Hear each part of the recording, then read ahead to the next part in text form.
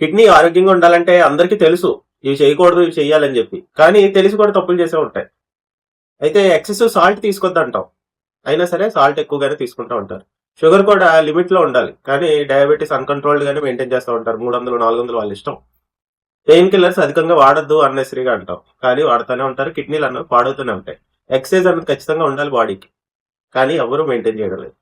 Water అన్నది adequate గా తీసుకోవాలి, హైడ్రేటెడ్ గా ఉండాలని చెప్తా ఉంటాం, కానీ ఎవరు పాటించరు. అంటే పాటించకుండా తెచ్చుకుంటున్నారు అనమాట కిడ్నీ వ్యాధులు.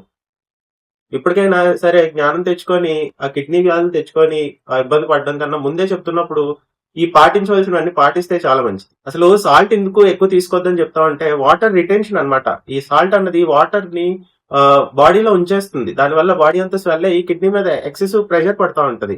ఇంకా కిడ్నీ అన్నది తీవ్రంగా డ్యామేజ్ అవడానికి, అలానే ఈ సాల్ట్ వల్ల కాల్షియం అన్నది ఇంక్రీజ్ అయ్యి కాల్షియం స్టోన్స్ కింద ఫామ్ అవడానికి, హార్ట్ డిసీజెస్ కి, బ్లడ్ ప్రెషర్ పెరగడం వల్ల కిడ్నీ మీద ఎక్కువ ప్రెషర్ పడడం, ఇవన్నీ కూడా సాల్ట్ వల్ల జరిగే అనర్థాలు అన్నమాట. కాబట్టి గ్రహించండి, ఆరోగ్యంగా ఉండండి. Thank you.